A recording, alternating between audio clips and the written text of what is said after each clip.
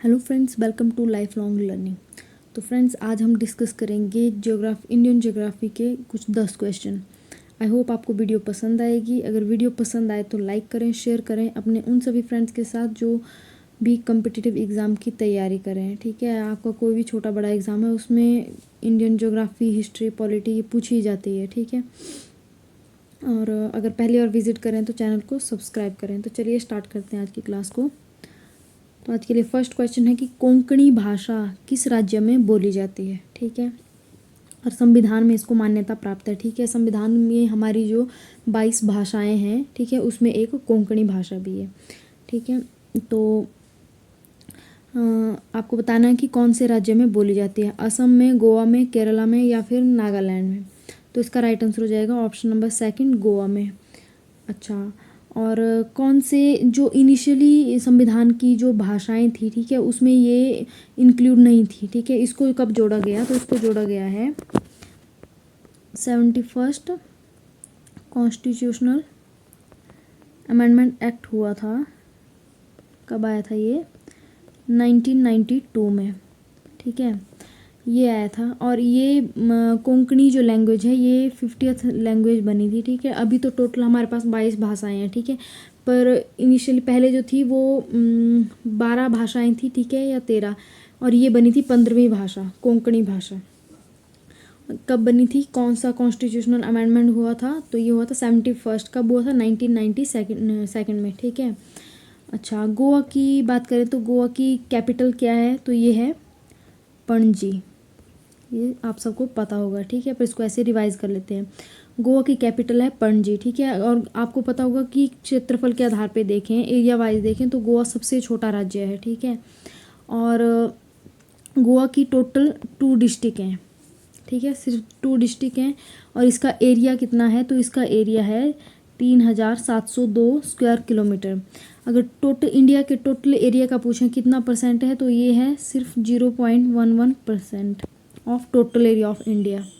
Okay, चलिए next question है 8 degree channel ये किसके मध्य जलीय सीमा बनाता है? ठीक है, वाटर बाउंड्री बनाता है। बताना है आपको कौन से 2 देशों के बीच में ये बनाता है। ओके, ऑप्शंस आर भारत और म्यांमार, भारत और श्रीलंका, या भारत और बांग्लादेश, या फिर भारत और मालदीव। ठीक है, तो इसका राइट आंसर हो जाएगा ऑप्शन नंबर 4, भारत और मालदीव। ठीक है, मालदीव कंट्री है। ठीक है, उसके साथ में बनाता है। भारत का कौन सी जगह है? तो भारत का मिनिकॉय, आपने सुना होगा, ये द्वीप है, आइलैंड है मिनिकॉय। ठीक है, तो भारत का मिनिकॉय और द्वीप और मालदीव, ठीक है, ये दोनों आपस में बाउंड्री बनाते हैं। कौन सी जो चैनल है, 8 डिग्री चैनल है, इन दोनों के बीच में बाउंड्री बनाता है। ठीक है, चलिए नेक्स्ट क्वेश्चन है रेड क्लिफ रेखा किन 2 देशों के बीच में बाउंड्री बनाती है? ठीक है, ऑप्शंस हैं भारत और चीन, भारत और पाकिस्तान, भारत और बांग्लादेश, या फिर भारत और नेपाल। तो इसका राइट आंसर हो जाएगा भारत और बांग्लादेश। तो भारत और बांग्लादेश के बीच में रेड क्लिफ रेखा है। ठीक है, रेड क्लिफ बाउंड्री बनाती है भारत की। ठीक है, किसी देश के साथ में कितनी है? 4096 किलोमीटर, 4096 किलोमीटर। ठीक है, अच्छा, भारत की 5 स्टेट और यूटीज़ हैं। ठीक है, जो 5 स्टेट्स हैं भारत की, वो इसके साथ में बाउंड्री बनाती है बांग्लादेश के साथ में।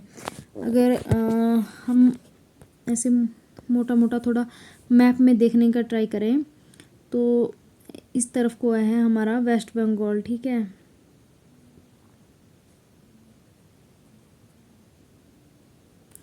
आप ऐसे समझ सकते हैं कि ये वाला पार्ट है, बीच वाला, ये है हमारा बांग्लादेश। ठीक है, इस साइड को आता है वेस्ट बंगाल, राइट। यहाँ पे मेघालय, और ये आया आपका त्रिपुरा। ठीक है, और इधर से थोड़ा सा हमारा असम की बाउंड्री है। ठीक है, और यहाँ पे आता है मिज़ोरम। तो ठीक है, वेस्ट बंगाल, मेघालय, असम, त्रिपुरा और मिज़ोरम। ठीक है, तो ये 5 स्टेट जो हैं वो बाउंड्री बनाती है बांग्लादेश के साथ में। कितना एरिया है? 4096 किलोमीटर, राइट। चलिए नेक्स्ट क्वेश्चन है, भारत में ग्रामीण जनसंख्या कितनी है? जो हमारी टोटल पॉपुलेशन है उसका कितना परसेंट जो है वो गांव में रहती है जनसंख्या, ठीक है, ग्रामीण जनसंख्या बतानी है। ऑप्शन है 68.8%, 31.16% या 58.8% या 41.16%। तो इसका राइट आंसर हो जाएगा ऑप्शन फर्स्ट 68.8%, ठीक है। और ये आती है लगभग 83.37 करोड़, राइट। अच्छा, 68.8% जो है वो ग्रामीण जनसंख्या है और 31.16% जो है ये है हमारी शहरी जनसंख्या है, राइट। ओके, नेक्स्ट क्वेश्चन है, भारत में यहाँ पे भोटिया होगा, भारत में भोटिया और पंगवाल जनजातियाँ कहाँ पाई जाती हैं? ऑप्शंस हैं स्पीति घाटी, पांगी घाटी, मरखा घाटी या जुक्कू घाटी। तो इसका राइट आंसर हो जाएगा पांगी घाटी, ठीक है। पंगवाल से तो आप आइडिया लगा सकते हैं कि ये पांगी घाटी है, ठीक है, नाम मिलता जुलता है, पर ये भी हो सकता है कि आपको दोनों जनजातियाँ ना पूछी जाए, एक ही पूछी जाए, भोटिया पूछ ली जाए, ठीक है। तो इसको हम नाम से तो नहीं कर सकते आइडेंटिफाई, तो ध्यान रखेंगे दोनों जनजातियाँ जो हैं वो भोटिया और पंगवाल जनजातियाँ, ये पांगी घाटी में। और पांगी घाटी कहाँ पे है? तो ये चंबा, हिमाचल के चंबा में है, ठीक है, जो पांगी घाटी है, ठीक है। तो ये दोनों जनजातियाँ भोटिया और पंगवाल ये दोनों पांगी घाटी में पाई जाती है या वहाँ पे रहती हैं, ठीक है। अच्छा, स्पीति की बात करें तो यहाँ पे एक ताबो मठ है, ठीक है, बौद्ध धर्म का है, बहुत फेमस है और एग्ज़ाम में पूछ लिया जाता है, ठीक है। और एक आगे बात करें मरखा घाटी की, तो ये कहाँ पे है? तो ये है लद्दाख में, ठीक है, मरखा घाटी लद्दाख में। और जो जुक्कू घाटी है ये है नागालैंड में। नागालैंड में कहाँ है? जो नागालैंड की का कोहिमा है, ठीक है, उससे 20-30 किलोमीटर दूर पड़ता है ये जुक्कू घाटी। ऑलराइट, नेक्स्ट क्वेश्चन है, बछेंद्री पाल ने माउंट एवरेस्ट पर चढ़ने में सफलता कब प्राप्त की थी? ठीक है, आपको पता होगा कि जो बछेंद्री पाल है, ठीक है, ये भारत की पहली महिला है, ठीक है, फर्स्ट इंडियन वुमन है जिन्होंने माउंट एवरेस्ट पर चढ़ाई की थी, ठीक है, सफलतापूर्वक चढ़े थे, ठीक है। ऑप्शंस है 1964, 1984, 1979 या फिर 1996। तो आपको बताना है कि ये इन्होंने कब सफलता प्राप्त की थी। तो इसका राइट आंसर हो जाएगा option number second 1984।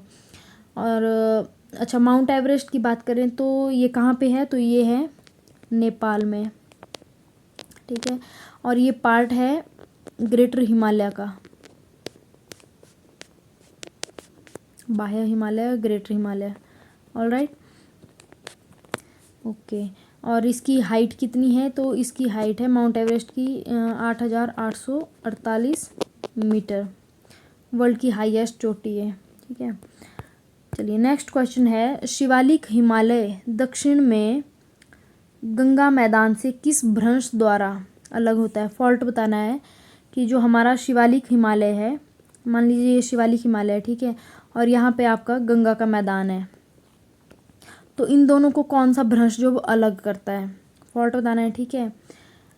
Himalayan front fault यानी HFF, ठीक है, या फिर MBF यानी मेन बाउंड्री फॉल्ट, या फिर MCT यानी मेन सेंट्रल थ्रस्ट, ठीक है, या फिर नन ऑफ दिस। तो इन तीनों में चारों में से कौन सा है? ठीक है, तो इसका राइट आंसर हो जाएगा HFF यानी Himalayan front fault, Himalayan front fault, fault होता है भ्रंश, ठीक है। तो हिमालयन फ्रंट फॉल्ट है, ठीक है, ये इन दोनों को अलग करता है। और जो मेन बाउंड्री फॉल्ट है, ठीक है, ये लघु हिमालय या और शिवालिक हिमालय, ठीक है, इन दोनों को अलग करता है, राइट। और जो MCT है या मेन सेंट्रल थ्रस्ट है, ठीक है, ये ग्रेटर हिमालय और मिडल हिमालय को अलग करता है। आई होप क्लियर हो गया होगा। चलिए नेक्स्ट क्वेश्चन है, विश्व का सबसे बड़ा नदी द्वीप कौन सा है? ऑप्शंस हैं सुंदरवन डेल्टा, माजुली या निकोबार या फिर लक्षद्वीप। तो आपको नदी द्वीप बताना है, ठीक है। नदी वर्ड पे फोकस करना है, ठीक है। द्वीप तो ऐसे बहुत सारे हैं बट आपको फोकस करना है नदी द्वीप पे, ठीक है। तो इसमें से नदी द्वीप एक ही है, माजुली, ठीक है। तो माजुली जो है वो ये विश्व का सबसे बड़ा द्वीप है, ठीक है, और ये भारत में है, ठीक है। और ये ब्रह्मपुत्र घाटी में है, ठीक है। कहाँ और है, कहाँ पे, तो ये असम में है। घाटी पूछी जाए तो ब्रह्मपुत्र घाटी है। चलिए नेक्स्ट क्वेश्चन है कौन सी नदी भारत में अंतःस्थलीय प्रवाह की सबसे लंबी नदी है। यानी वो नदी जो मतलब बीच रास्ते में ऐसे गायब हो जाती है, नीचे समा जाती है, ऐसा बोल सकते हैं कि धरती में समा जाती है, जिसका पता नहीं चलता फिर आगे वो कहाँ बहती है, ठीक है। जैसे जो स्थल के अंदर बहती है, नाम से पता चल रहा है अंतःस्थलीय। ऑलराइट, ऑप्शन है सरस्वती, लूनी नदी, सांभर नदी या फिर कावेरी नदी। तो इसका राइट आंसर हो जाएगा ऑप्शन नंबर सेकंड, लूनी नदी, ठीक है। इसकी लेंथ कितनी है, तो इसकी लेंथ है 495 किलोमीटर, 495 किलोमीटर। और ये है कहाँ पे, तो ये राजस्थान में अरावली की पहाड़ियों से निकलती है, ठीक है, अरावली रेंज से निकलती है। और ये गायब कहाँ पे होती है, तो गुजरात के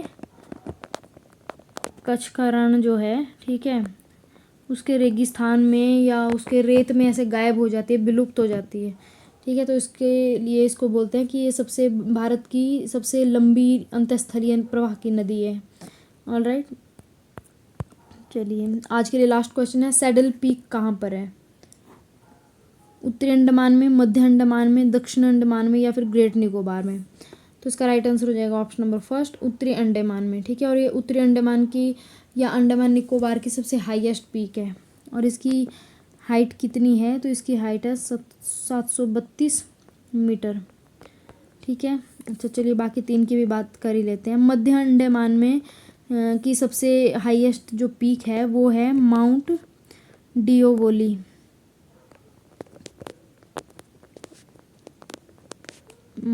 माउंट डिओवोली, ठीक है। इसकी हाइट है तो 515 मीटर। ऑलराइट, दक्षिण अंडमान की बात करें तो यहाँ पे है माउंट कोयोबो,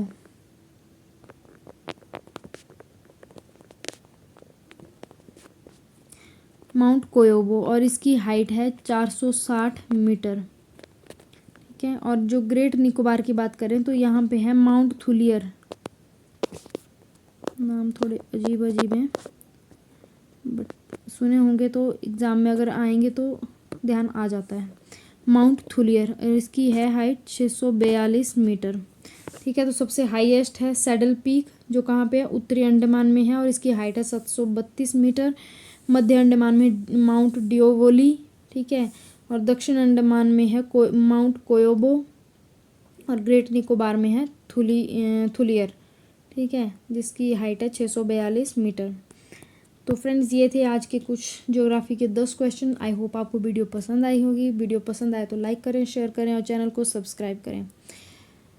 थैंक्स फॉर वॉचिंग।